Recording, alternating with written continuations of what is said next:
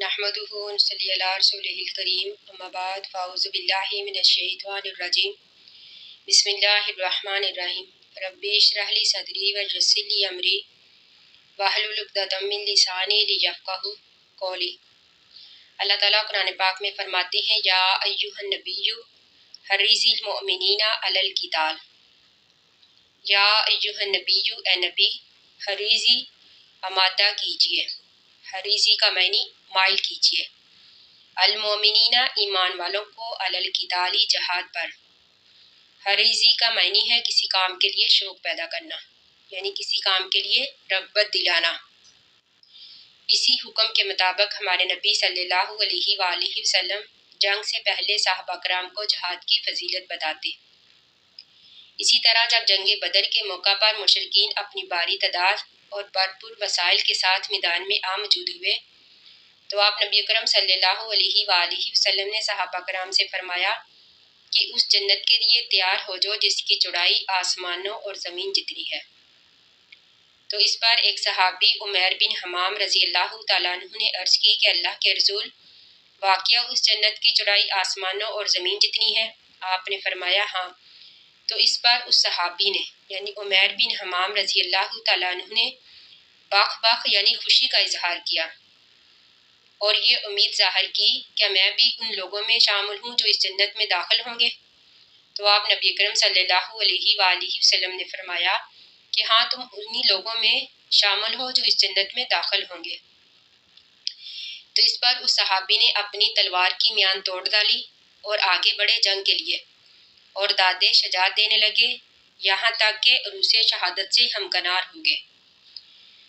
تو اسی لیے اللہ تعالیٰ نے اس آیت میں ہمارے نبی صلی اللہ علیہ وآلہ وسلم سے فرمایا کہ آپ ایمان والوں کے دلوں میں جہاد کے لیے شوق پیدا کیجیے۔ ان یکن اگر ہوں گے، ان کا معنی اگر، یکن ہوں گے منکم تم میں سے، یہاں پر منکم سے مراد مسلمان ہے، یعنی اگر مسلمانوں میں سے ہوں گے 20 صابرون صبر کرنے والے، یغلبو وہ تو غالب آئیں گے میاتینی 200 پر، وَإِن یکن اگر ہوں گے منکم تم میں سے میاتن 100 صبر کرنے والے، یعنی اگر مسلمانوں میں سے 100 صبر کرنے والے ہوں گے، یغلبو وہ غالب آئیں گے الفن 1000 پر، من الذین ان لوگوں میں سے کفروا جنہوں نے کفر کیا،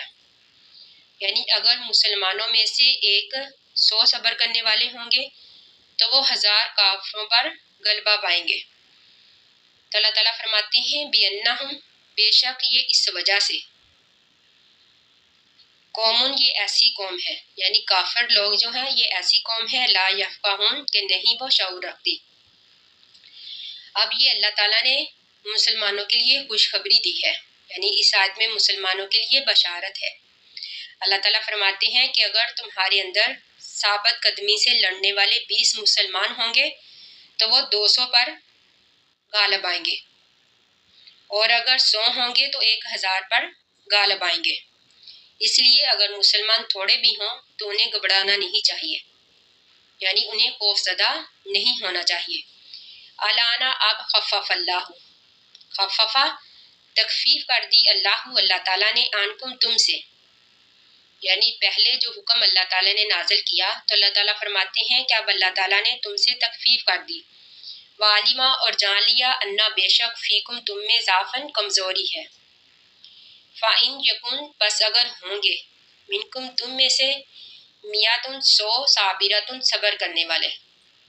اللہ تعالیٰ فرماتے ہیں کہ اے مسلمانوں اگر تم میں سے 100 صبر کرنے والے ہوں گے یغلبو وہ غالب آئیں گے میاتینی 200 پر، وَإِن یکن اگر ہوں گے منکم تم میں سے الفن 1000 صبر کرنے والے، یغلبو وہ غالب آئیں گے الفینی 2000 پر بإذن اللہ اللہ کے حکم سے، واللہ اور اللہ تعالیٰ مع صابرین صبر کرنے والوں کے ساتھ ہے۔ پچھلا حکم جو تھا یہ صحابہ کرام پر گرا گزرا، کیونکہ اس کا مطلب یہ تھا کہ ایک مسلمان 10 کافروں کے مقابلے میں کافی ہوگا، یعنی ایک مسلمان 10 کافروں کے مقابلے میں کافی ہوگا اور 20 مسلمان 200 کے مقابلے میں، یعنی یہ پچھلی حکم میں اللہ تعالیٰ نے فرمایا تھا، اور 100 1000 کے مقابلے میں کافی ہوں گے۔ لیکن اب اللہ تعالیٰ نے اس میں تخفیف فرما دی، یعنی اللہ تعالیٰ نے 1 اور 10 کا تناسب ختم کر کے 1 اور 2 کا تناسب قائم کر دیا، یعنی پہلے اللہ تعالیٰ نے 1 اور 10 کا تناسب قائم کیا، لیکن اب 1 اور 2 کا تناسب قائم کر دیا۔ اگرچہ کافر جو ہیں مسلمانوں کے مقابلے میں 2 چند بھی ہوں، تو اللہ تعالیٰ فرماتے ہیں کہ ثابت قدمی سے لڑائی کرو، یعنی اگر مسلمانوں میں ثابت قدمی ہوگی، مسلمانوں میں صبر ہوگا، تو پھر ہی وہ کافروں پر غالب آئیں گے۔ یعنی اللہ تعالیٰ نے فرما دیا ان یکن منکم میات صابرات، اگر ہوں گے تم میں سے 100 صبر کرنے والے تو وہ غالب آئیں گے میاتینی 200 پر۔ یعنی یہ کہہ کر اللہ تعالیٰ نے صبر اور ثابت قدمی کی اہمیت واضح فرما دی، جس طرح کہ اللہ تعالیٰ نے اس سے پہلے بھی فرمایا کہ جب تم جنگ کے لیے جاؤ اللہ کا ذکر کرو اور ثابت قدم رہو، یعنی یہ جنگ کے لیے ضروری ہے ثابت قدم رہنا اور صبر کرنا۔ اور اللہ تعالیٰ فرماتے ہیں واللہ، اور اللہ تعالیٰ مع صابرین، صبر کرنے والوں کے ساتھ ہے۔ ما کانا نہیں ہے لنبیین کسی نبی کے لیے ان یکونا یہ کہ ہوں لاہو اس کے لیے اسرا قیدی، یعنی اگر ہوں اس نبی کے لیے قیدی حتیٰ یہاں تک کہ یسکھنا وہ خون بہائے فی الارض زمین میں، تریدونا تم چاہتے ہو عرض سامان الدنیا دنیا کا، اللہ تعالیٰ فرماتے ہیں کہ تم چاہتے ہو دنیا کا سامان، واللہ اور اللہ تعالیٰ یریدو چاہتا ہے الآخراتی آخرت کا سامان، واللہ اور اللہ تعالیٰ عزیز غالب ہے حکیم حکمت والا ہے۔ اب جنگ بدر میں 70 کافر مارے گئے اور 70 کافر قیدی بنا لیے گئے۔ چونکہ یہ اسلام اور کفر کے درمیان پہلی جنگ تھی، اس لیے قیدیوں کے بارے میں کوئی واضح احکام نازل نہیں ہوئے تھے۔ تو اب نبی اکرم صلی اللہ علیہ وآلہ وسلم نے صحابہ کرام سے مشورہ کیا کہ ان قیدیوں کے بارے میں کیا کیا جائے، یعنی ان قیدیوں کے ساتھ کیا سلوک کیا جائے۔ اب ضرورت تو یہ تھی کہ زیادہ بہتر صورت اختیار کی جائے، لیکن اس وقت جواز کو سامنے رکھتے ہوئے آپ نبی اکرم صلی اللہ علیہ وآلہ وسلم نے کم تر صورت اختیار کی، یعنی جب آپ نے صحابہ کرام سے مشورہ کیا تو حضرت عمر رضی اللہ تعالیٰ عنہ وغیرہ نے یہ مشورہ دیا کہ ان کافروں کو قتل کر دیا جائے، چونکہ یہ اسلام کے سرگنے اور سردار ہیں، آگے چل کر یہ اسلام اور مسلمانوں کے خلاف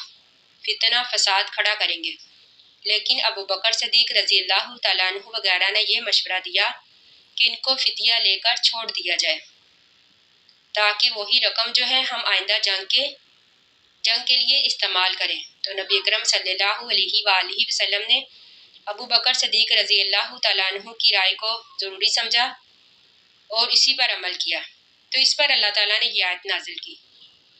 اللہ تعالیٰ نے فرمایا کہ جب زمین میں کافر کا غلبہ ہو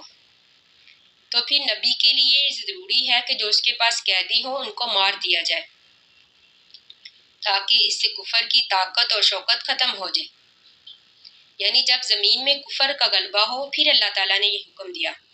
لیکن جب زمین میں امن آ جائے یعنی کفر کا غلبہ نہ رہے تو پھر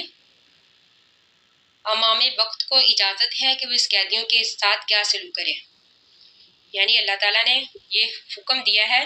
کہ یا تو ان کو فدیہ لے کر چھوڑ دیا جائے، یا پھر ان کو قتل کر دیا جائے، یا پھر مسلمان قیدیوں کے ساتھ ان کا تبادلہ کر دیا جائے۔ یعنی یہ امام وقت کو اختیار ہے، یعنی اس وقت کی صورتحال کو مد نظر رکھتے ہوئے وہ قیدیوں کے ساتھ کیا کرے اللہ تعالیٰ نے اجازت دی ہے۔ لیکن یہ اس وقت کا بیان ہے جب زمین میں کفر کا غلبہ تھا، جب کافروں کی طاقت اور شوکت کو توڑنا ضروری تھا۔ تو اس پر اللہ تعالیٰ نے فرمایا تریدون عرض الدنیا، کہ تم دنیا کا سامان چاہتے ہو، یعنی تم نے دنیا کے سامان کو ترجیح دی، یعنی تم نے فدیہ لے کر قیدیوں کو چھوڑ دیا۔ واللہ اور اللہ تعالیٰ یریدو چاہتا ہے الآخرۃ آخرت کی بھلائی، لیکن اللہ تعالیٰ آخرت کی بھلائی چاہتا ہے۔ لولا اگر نہ کتاب لکھا ہوتا من اللہ اللہ کی طرف سے، سبقت لیا گیا یعنی پہلے سے، لولا اگر نہ کتاب لکھا ہوتا من اللہ اللہ کی طرف سے سبقہ پہلے سے ہی. اللہ تعالیٰ فرماتے ہیں کہ اگر یہ اللہ کی طرف سے پہلے سے ہی بات لکھی نہ گئی ہوتی لمسکم تو ضرور پہنچتا تم کو فیما اس بارے میں اخذتم جو تم نے پکڑا یعنی قیدیوں کے بدلے میں جو تم نے فدیہ لیا عذاب عظیم بہت بڑا. اب مفسرین میں اختلاف ہے کہ یہ لکھی ہوئی بات کیا تھی. بعض نے کہا ہے کہ اس سے مال غنیمت کی حلت مراد ہے یعنی مال غنیمت کو حلال قرار دیا گیا ہے اس لیے مسلمانوں کے لیے مال غنیمت حلال ہوگا. اس لیے اللہ تعالیٰ نے فرمایا کہ جو تم نے فدیہ لے کر قیدیوں کو چھوڑ دیا اگر یہ کام جائز اور حلال نہ ہوتا تو اللہ تعالیٰ تمہیں اس کے بدلے میں سزا دیتا یعنی ایک جائز کام کیا ہے اس لیے اللہ تعالیٰ نے معاف کر دیا. یا پھر بعض نے یہ کہا ہے کہ اس سے مراد اہل بدر کی مغفرت ہے اس لیے اللہ تعالیٰ نے معاف کر دیا یعنی جو قیدیوں کو فدیہ لے کر چھوڑ دیا اگر یہ جائز نہ ہوتا یعنی اگر یہ پہلے سے لکھا نہ ہوتا اللہ کی طرف سے اگر اللہ نے فدیے کو جائز نہ قرار دیا ہوتا تو اللہ تعالیٰ فرماتے ہیں کہ اللہ تعالیٰ تمہیں اس کے بدلے میں سزا دیتے عذاب عظیم یعنی بہت بڑا عذاب دیتے. لیکن اللہ تعالیٰ نے معاف کر دیا کیونکہ یہ اللہ تعالیٰ نے پہلے سے ہی مال غنیمت کو فدیے کو جائز قرار دیا تھا. یا پھر یہ کہ اہل بدر کو اللہ تعالیٰ نے معاف کر دیا ہے.